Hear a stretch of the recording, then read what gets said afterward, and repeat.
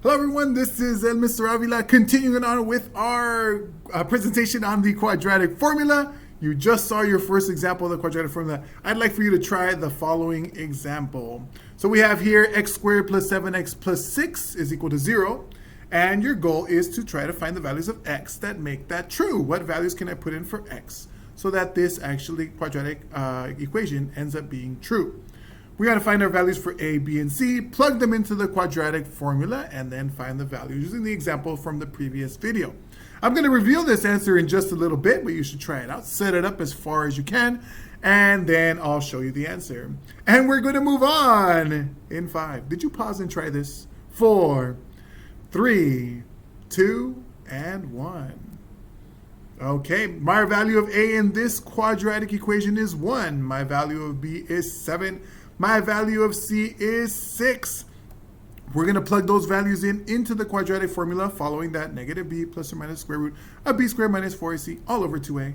Here we go. Right here is going to be my b for ac all over 2a. Let's put those numbers in.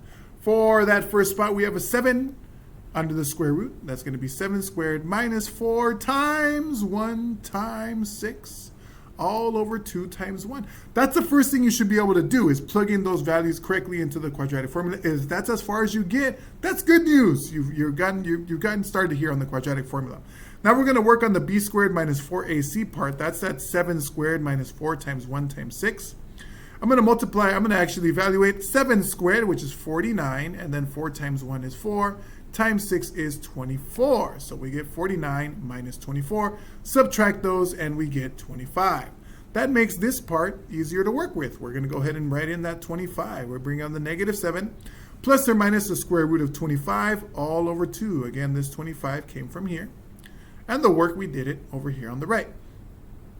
That plus or minus symbol means that there's potentially 2 solutions, one with addition, one with subtraction, and we also know that the square root of 25 is 5. So we end up with negative 7 plus 5 divided by 2, and negative 7 minus 5 divided by 2.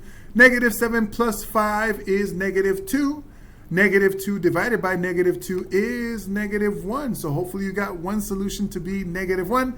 The other one, negative 7 minus 5, is negative 12. And negative 12 divided by 2 is negative 6. Congratulations if you have the solutions to be x is equal to negative 1 and x is equal to negative 6. These are the values of x that if I put them into this quadratic, then the quadratic equation will actually be true.